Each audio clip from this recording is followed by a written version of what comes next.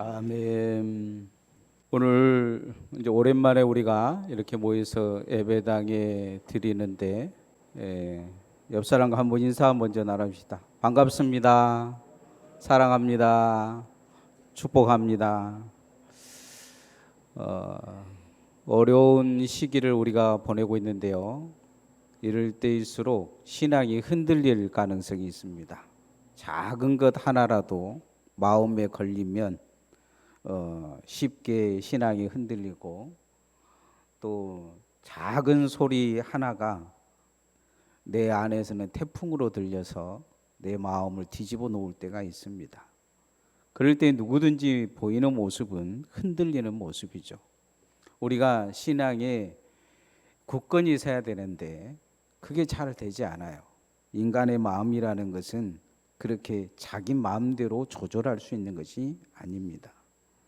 그래도 우리가 한 가지 늘 결심해야 될 건 뭐냐면 흔들리지 않겠다. 스스로 결심을 해야 돼요. 뭔가 물결이 막 치고 일어날 때, 그래 세상 물결이 치니까 그 물결에 맡기자 보면 그 물결에 흔들릴 수밖에 없어요. 그런데 흔들리지 않겠다고 마음을 먹고 무언가를 꽉 붙들면 그 물결에 흔들리지 않습니다. 그런 것처럼 새해에는 여러분의 신앙이 주님 붙듦을 통해서 흔들리지 않기를 소원합니다. 따라합시다. 흔들리지 않는 믿음을 갖겠습니다. 사람이 제일 살아가는데 마음도 흔들리고 삶도 흔들리고 전체적인 모든 것이 흔들릴 때가 전쟁이 일어날 때라고 합니다. 전쟁이 나면 두 종류의 사람이 있어요. 어떤 사람들은 이제 짐을 싸서 피난 가는 사람들과 어떤 사람들은 짐을 싸서 싸우러 가는 사람들이 있습니다.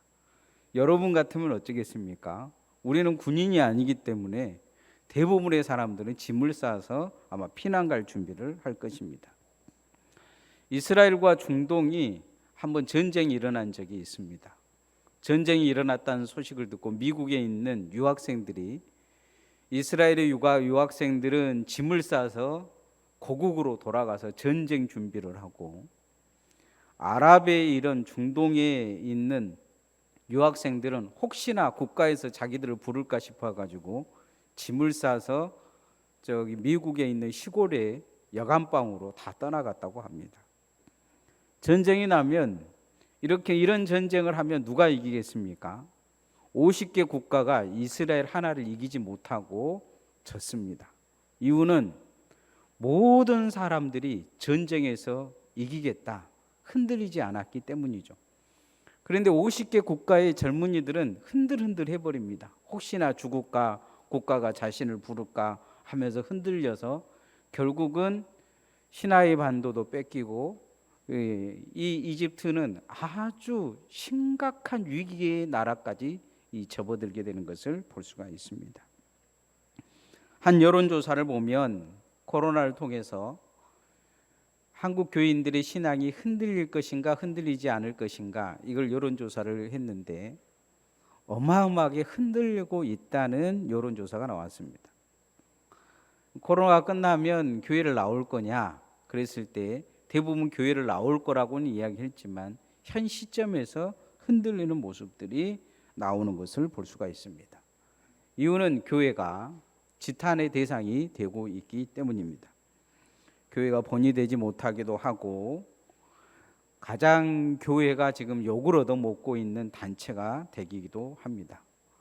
이단이 무슨 일을 저질러도 교회가 욕을 얻어먹고, 뭔가 문제 있는 교회와 문제 있는 목사들이 이렇게 일을 저질러도 전체 교인들이 지금 욕을 얻어먹고 있기 때문입니다.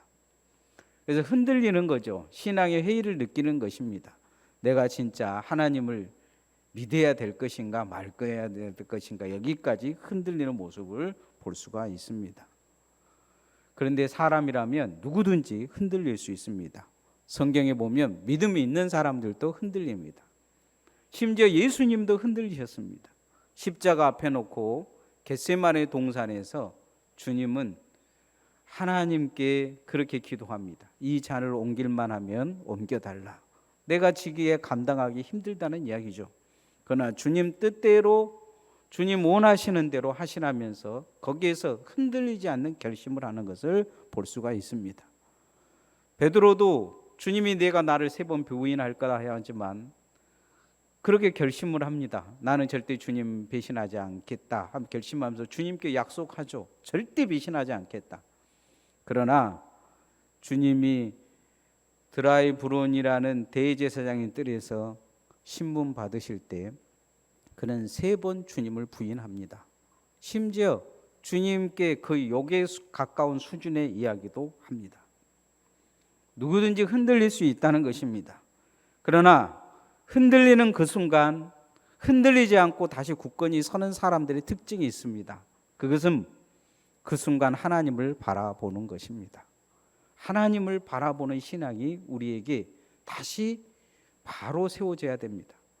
나는 세상을 바라볼 것이냐, 세상 사람들이 하는 이야기를 들을 것이냐, 흔들리는 교회를 볼 것이냐, 흔들리는 목회자들을 볼 것이냐, 흔들리는 성도들을 볼 것이냐? 아닙니다. 우리는 지금까지 그거 보고 온 것이 아닙니다. 우리는 하나님 바라보고 여기까지 온 줄 믿습니다. 그럼을 통해서 우리는 하나님 바라보고 살아야 될 줄 믿습니다. 따라합시다. 하나님만 바라보겠습니다. 우리가 오늘 하나님을 바라보는 눈이 필요합니다. 하나님, 이 시대에 흔들리는 나의 믿음을 붙들어 달라고 하나님을 온전히 의지하는 믿음이 필요합니다.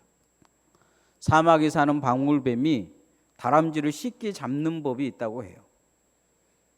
나무에 다람쥐가 있으면 그 근처에 가가지고 꼬리를 막 흔들리면 딸랑딸랑딸랑 하면서 소리가 난다고 해요. 그러면 다람쥐가 어디가 소리가 나니까 궁금하잖아요. 소리가 어디서 난가 이렇게 쳐다보다가 이 방울뱀이 꼬리 흔든 걸 보는 거예요. 그러다가 방울뱀의 눈에 딱 이렇게 자기 눈이 마주치면 방울뱀은 그때부터 째려보기 시작한다고 합니다. 눈 하나 깜짝 않고 계속 째려보는 거예요. 이 다람쥐는 눈을 피하려고 하다가 다시 쳐다보고 하다가 다람쥐에게 눈이 딱 맞아가지고 그때부터는 이제 두려운 거예요. 꼬리를 계속 흔들려 소리내는 이 다람쥐의 눈에 이 다람쥐가 이 도마뱀의 눈에 이렇게 방울뱀의 눈에 딱 잡혀가지고 결국은 뚝 떨어진다고 합니다. 그러면 밑에서 입 딱 벌리고 있다가 덥석 삼켜버린다고 해요. 사단은 오늘 우리에게 있어서 두려움을 가져다 주고 있습니다. 세상 사람들이 우리를 비방하지는 않을까? 누군가 내가 교회 다닌다고 뒤에서 손가락질을 하진 않을까? 내가 기도한다고 손가락질 하진 않을까? 내가 교회 가서 예배한다고 누군가가 손가락질 하진 않을까? 뭔가 두려움을 우리에게 계속 가져다 주면서 하나님 바라보는 눈을 잃어버리게 합니다. 그리고는 누군가 나를 향해서 손가락질하는 것에 대해 그 손가락을 보게 합니다. 그 말에 귀 기울게 합니다. 몇 주 전에 우리가 설교를 통해서 들었지만 욥을 보면 욥의 주변에 있는 모든 환경을 이 사단은 흔들어서 욥의 신앙을 흔들려고 하는 걸 보게 됩니다. 심지어는 욥은 하나님까지 흔들어서 하나님 앞에 욥을 시험해 보자고 해서 결국 성공합니다. 그런데 욥은 흔들리지 않습니다. 끝까지 하나님 보는 시선을 놓치지 않으려고 몸부림치는 모습을 볼 수가 있습니다. 오늘 시편 기자도 기도하며 하나님 앞에 이 두려움을 토로합니다. 나는 두렵습니다. 나는 하나님 이 상황이 두렵습니다. 내가 믿음 잃어버릴까? 하나님 앞에 눈을 잃어버릴까? 두렵습니다. 내가 사망의 잠을 잘까? 두렵습니다. 이렇게 고백합니다. 13편 3절 말씀을 한번 같이 읽어보십시다. 시작. 여호와 내 하나님이여 나를 생각하사 응답하시고 나의 눈을 밝히소서. 두렵건대 내가 사망의 잠을 잘까 하오며. 두렵건대 내가 사망의 잠을 잘까 두렵다 이렇게 이야기하면서 하나님 내 눈을 밝혀줘서 하나님을 바라보는 시선을 잃어버리지 않게 해달라, 이렇게 기도하는 것을 볼 수가 있습니다. 하나님 바라보는 눈을 잃어버리면 신앙이 죽습니다. 신앙만 죽습니까? 신앙이 죽으면 곧 사망에 빠지게 됩니다. 결국 그 사람은 지옥 갈 수밖에 없습니다.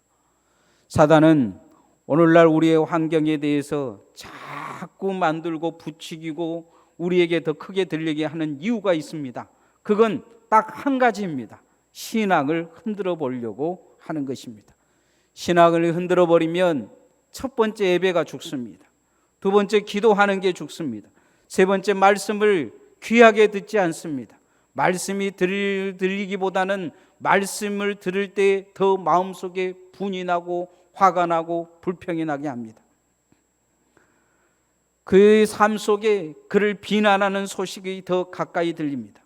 안 좋은 소식을 자꾸 들려서 사단은 더 흔들어 놓으려고 하는 가능성이 많습니다. 그럴 때 우리는 하나님 바라봐야 합니다. 하나님 바라보며 예배에 집중해야 될 줄 믿습니다. 하나님을 부정하는 세상의 모든 것을 끊어버리고 하나님 말씀으로 돌아가려는 성도들이 되어야 될 줄 믿습니다. 오늘날 교회에 대해서, 성도들에 대해서, 목회자들에 대해서 세상이 비방을 하는데 잘못된 건 잘못된 것입니다. 그러나 우리가 그런 소리를 듣고 하나님을 잃어버리면 안 됩니다. 교회가 잘못된 것이지, 잘못된 목회자들이 잘못한 것이지 하나님이 잘못하신 건 아닙니다. 그렇다고 천국과 지옥이 없는 것이 아니고 하나님이 없는 것이 아닙니다. 우리의 시선을 하나님께 고정해야 될 줄 믿습니다. 나는 무엇을 듣고 흔들리는지, 나는 무엇을 보고 흔들리는지 우리는 잘 뒤돌아봐야 합니다. 정말 하나님 말씀을 듣고 흔들리고 있는지, 하나님의 말씀을 들을 때는 내 마음이 정말로 이 굳은 마음이 돼서 전혀 흔들리지도 않으면서 회개할 마음도 없으면서 세상의 소리는 듣고 신앙이 뿌리채 흔들리고 있지는 않는지 우리 자신을 점검해 봐야 합니다. 우리는 신앙이 흔들릴 때 늘 점검해 봐야 될 또 한 가지가 있는데, 그건 뭐냐면 내가 사단이 좋아하는 일을 하는지 하나님이 좋아하는 일을 하는지 우리 자신을 뒤돌아봐야 합니다. 우리가 신앙이 흔들릴 때 가장 먼저 사라지는 것이 뭐냐? 하나님이 기뻐하신 일을 하지 않고 사단이 좋아하는 일들을 합니다. 그래서 우리는 내가 신앙이 흔들리면 하나님 기뻐하신 일에 전력해야 될 줄 믿습니다. 따라하십시다. 하나님이 기뻐하신 일을 합시다. 흔들리는 사람들의 모습을 보면 정말 사단 같은 사람들이 있습니다. 욕하고 비방하고 시기하고 싸우고 성내는 것을 볼 수가 있습니다. 그의 마음은 이미 사단이 들어서 다 헤벼나서 걱정하고 근심하고 뭔가를 포기하게 만들어 놓습니다. 예배도 포기하는 거고 기도도 포기하게 만듭니다. 왜냐하면 믿음을 흔들어 놓기 때문입니다. 믿음 없이는 하나님을 기쁘게 할 수가 없다. 히브리서 11장 6절에 말씀합니다. 믿음이 없이는 기쁘시게 못하나니 하나님께 나아가는 자는 반드시 그가 계신 것과 또한 그가 자기를 찾는 자들에게 상 주심이심을 믿어야 할지니라, 이렇게 말씀합니다. 믿음이 없이는 하나님을 기쁘게 할 수가 없어요. 이미 사단이 믿음을 흔들어 놓은 것은 하나님을 기쁘시게 하는 일을 정말로 흔들어 놓음을 통해서 하나님께 나아가는 것을 끊어보려고 하는 것을 볼 수 있습니다. 하나님은 자기를 찾는 자들에게 상 주신다고 말씀하시는데, 하나님의 기뻐하신 일을 하면 반드시 하나님의 상을 주시는데, 하나님 앞에 상 받는 일보다는 하나님 앞에 책망받고 하나님 앞에 벌받고 하나님 앞에 저주받은 일로 자꾸 끌어들려고 사단은 노력하는 것을 볼 수가 있습니다.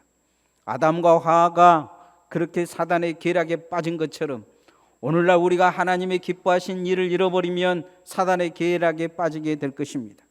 예수님의 제자 중에서 가장 똑똑한 제자가 누구였느냐? 가룟 유다였습니다. 그래서 그는 회개를 맡았죠. 이 가룟 유다의 모습을 보면 어찌 보면 너무 불쌍합니다. 3년 6개월 동안 예수님 따라다니면서 남들은 밥 걱정 안 하고 잠잘 걱정 안 했는데 이 사람은 그 예수님과 함께 13사람의 밥을 늘 걱정했어야 될 거예요. 다른 제자들이 안 봐도 그럴 거예요. 오늘 돈 얼마나 남았느냐, 밥 뭐 사주려냐, 날마다 물어보니 3년간 얼마나 스트레스 받았겠습니까? 오늘 잠은 어디서 자냐, 이렇게 물었을 거란 말이죠. 그런 것에 대해서 늘 회개의 책임을 지고 주변에 있는 사람들에게 돈을 꼬기도 하고 돈을 빌리기도 하고, 누군가 헌금을 하면 그것을 모아다가 이 사람들 어떻게 먹을 건가 3년간 이렇게 했을 거란 말이죠. 성경은 그에 대한 고민, 그에 대한 노력을 한마디도 이야기하지 않습니다. 그런데 그렇게 믿음으로 열심히 주님을 섬기고 따랐던 이 사람, 어느 날 주님과 거리가 멀어지고 금이 가기 시작합니다. 믿음이 흔들리기 시작하는 거죠. 예수님이 사기꾼처럼 보였는지 예수님을 돈 주고 팔아먹어버립니다. 사단이 제일 좋아할 결정을 합니다. 사단이 환호성을 칠 결정을 그가 하는 것을 볼 수가 있습니다. 처음에는 주님이 기뻐하신 일에 시작했지만 마지막은 사단이 기뻐한 일로 마무리가 짓습니다. 오늘 시편 기자는 자기 자신의 삶에 그렇게 기도합니다. 하나님, 내가 내 대적이 사단이 그리고 하나님을 부정하는 자들이 정말로 기뻐하는 삶을 살까 두렵다, 이렇게 고백합니다. 시편 13편 4절 말씀 한번 같이 읽어보십시다. 시작. 두렵건대 나의 원수가 이르기를 내가 그를 이겼다 할까 하오며 내가 흔들릴 때에 나의 대적들이 기뻐할까 하나이다. 시편 기자는 정확히 자기 자신에 대해서 알고 있습니다. 내가 지금 흔들립니다. 하나님, 내가 하나님 기뻐한 일을 잃어버렸습니다. 하나님, 내가 사단이 기뻐한 일을 하고 있습니다. 내 대적들이 정말로 기뻐할까 두렵습니다. 내 안에서 이겼다, 저들이 승리의 환호성을 칠까 싶습니다. 가룟 유다를 넘어뜨렸던 사단은 환호성을 쳤을 것입니다. 이제 가룟 유다를 무너뜨렸으니 예수도 죽일 수 있다.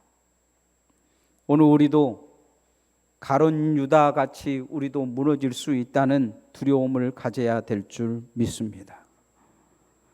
우리가 하나님 앞에 주님 기뻐한 일을 첫 번째 하려고 하면 어떻게 해야 되느냐? 베드로처럼 흔들리는 것에 대해서 회개해야 합니다.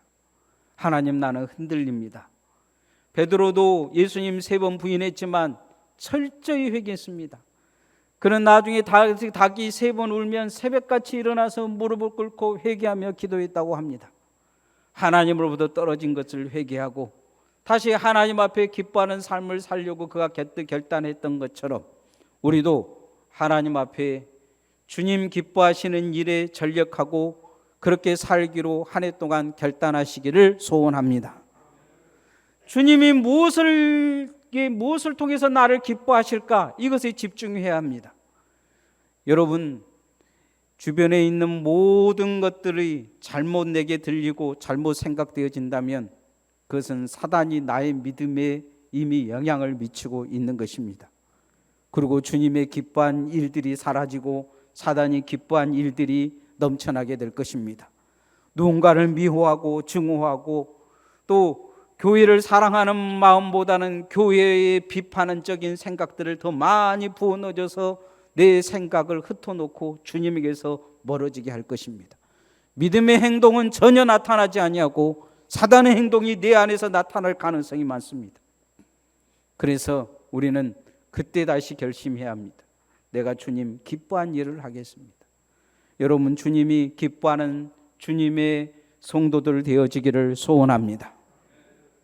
마지막으로 우리가 흔들리면 가장 약한 부분이 뭐냐? 붙드는 힘이 약해집니다.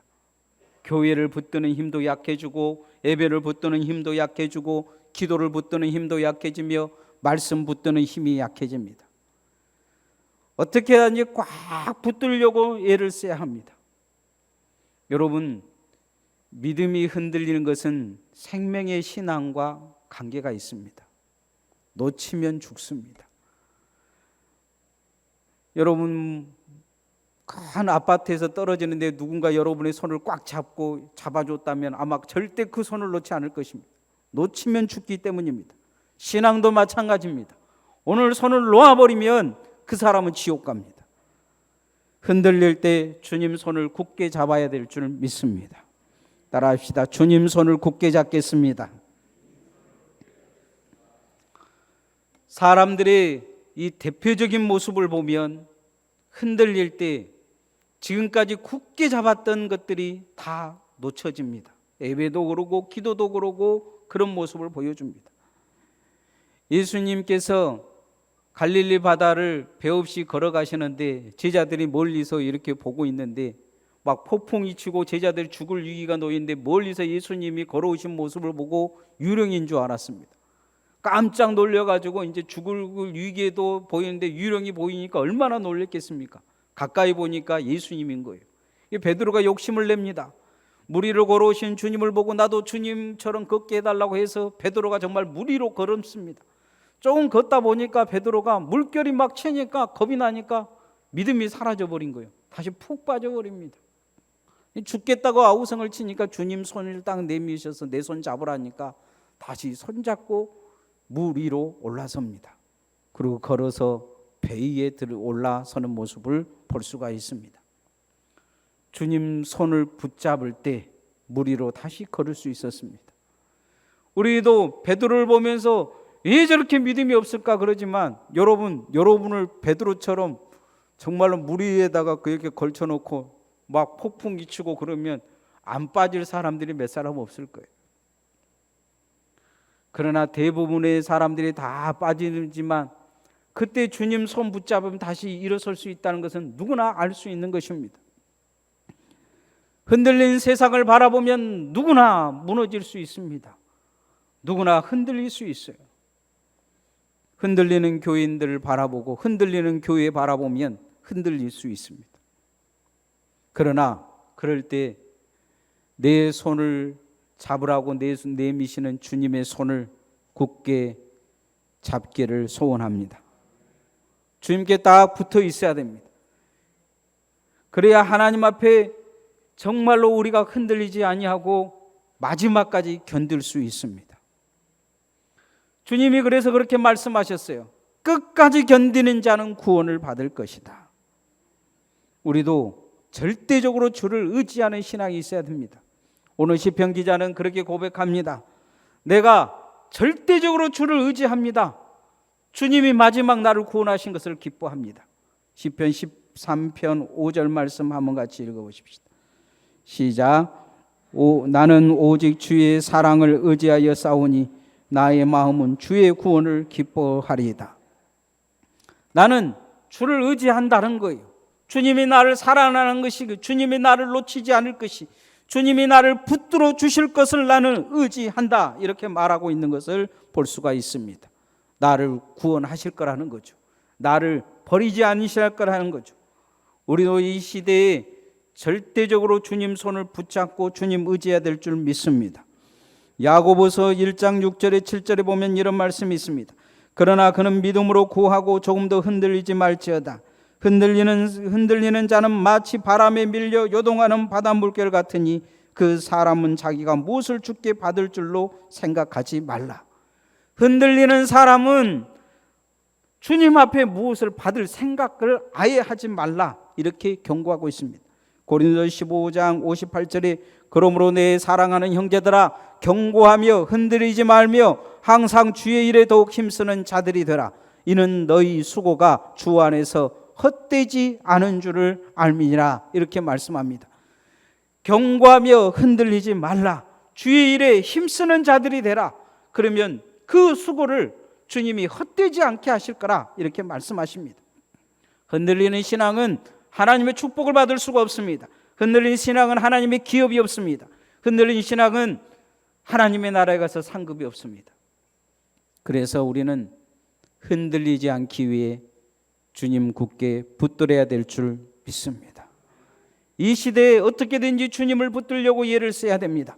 어떻게든지 기도하려고 예를 써야 됩니다. 어떻게든지 예배하려고 예를 써야 됩니다. 새해는 우리가 하나님 앞에 그렇게 살기를 소원합니다. 전쟁통에 부모 손 놓아버리면 고아가 될 수밖에 없습니다. 이 코로나는 우리에게 있어서 영적 전쟁을 일으키고 있습니다. 여러분, 한 번에 예배를 드리는데 얼마나 요즘 힘든지 몰라요. 여러분, 그냥 영상으로 예배를 드리지만은 1층에서 2층으로 몇 번을 뛰어다니는지 모릅니다.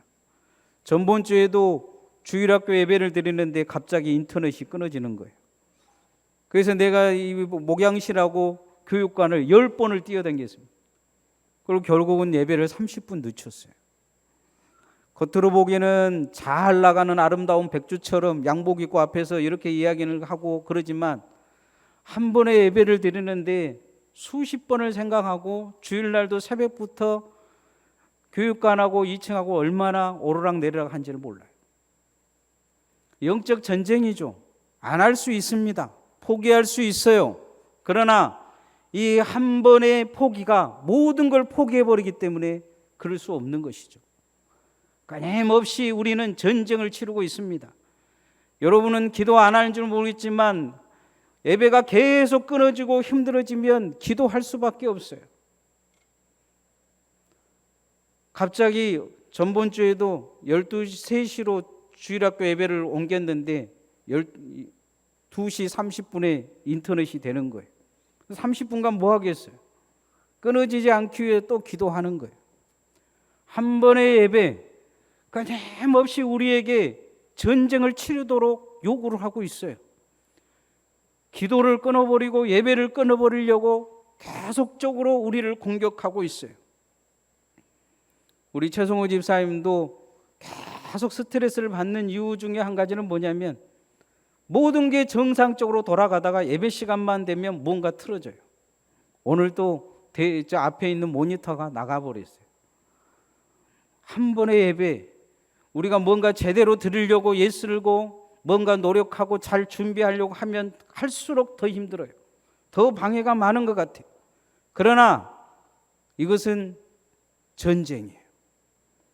여러분도 한 해 동안 이 영적 전쟁을 잘 이겨갈 수 있기를 소원합니다. 기도를 잃어버리면 안 됩니다. 예배를 잃어버리면 안 됩니다. 말씀을 잃어버리면 안 됩니다. 그렇게 주님 잘 붙들 수 있기를 소원합니다. 찬양하십시다.